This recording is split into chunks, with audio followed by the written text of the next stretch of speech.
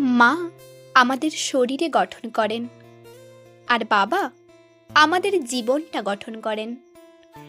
মায়ের গর্ভে 9 মাস ছিলাম, বাবার কাঁধে চেপেছিলাম 25 বছর।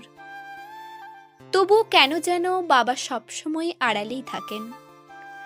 মা প্রতিদিন রান্নাঘরে বিনা বেতনে কাজ করেন, আর বাবা তার মাসের শেষ পয়সাটিও সংসারে ঢেলে দেন। দুজনেই সমানভাবে ভালোবাসেন, তবুও মা যেন ভালোবাসার মঞ্চে এক ধাপ এগিয়ে, আর বাবা কেমন যেন নীরবে দাঁড়িয়ে থাকা একটা প্রেক্ষাপট। মা নিজের হাতে আমাদের প্রিয় খাবার বানিয়ে দেন, বাবা চুপচাপ দোকানে ঘুরে সেই জিনিসটা এনে দেন। মায়ের ভালোবাসা চোখে পড়ে, বাবার ভালোবাসা হয়তো মাটির নিচের শিকড়ের মতো, যা না দেখলে বোঝা যায় না, কিন্তু দাঁড়িয়ে থাকাটাই তার অবদান। ফোনে কথা বলার সময় আগে মায়ের খোঁজ নিই, দুঃখ পেলে মায়ের কাঁধে মাথা রাখি।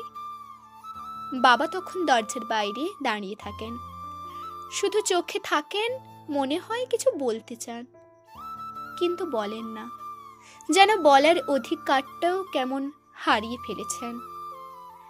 বাচ্চাদের আলমারি রঙিন জামাই ভর্তি, মায়ের শাড়ির আলমারিও বেশ সমৃদ্ধ, কিন্তু বাবার আছে মাত্র কয়েকটা জামা। নিজের প্রয়োজন মেটাতে ভাবেনও না কখনো, তবুও মুখে কোনো অভিযোগ নেই।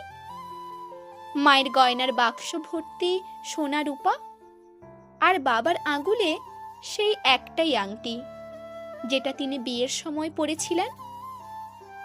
তবুও মায়ের গয়নাতে ঘাটতি থাকলে সে বলতেই পারেন, কিন্তু বাবার নেই কোনো চাহিদা। বাবা সকাল থেকে রাত পরিশ্রম করেন সংসারের জন্য, মাঝে মাঝে অফিস থেকে ক্লান্ত হয়ে ফেরেন, তবুও ঘরে ঢুকে সন্তানের মুখ দেখেই সব ক্লান্তি ভুলে যান। স্বীকৃতি চান না, প্রশংসা চান না, শুধু চান সবাই ভালো থাকুক। যখন বাবা মা দুজনেই বয়সের ভারে নুয়ে পড়েন, তখন সন্তান ভাবে মা অন্তত ঘরের কাজে লাগেন, কিন্তু বাবাকে বলে বয়স হয়েছে, এখন আর কিছুই করতে পারেন না। হয়তো বাবাই সংসারের সেই নীরব মেরুদণ্ড, যিনি সামনে থাকেন না, কিন্তু তার কারণেই পরিবারটা দাঁড়িয়ে থাকে।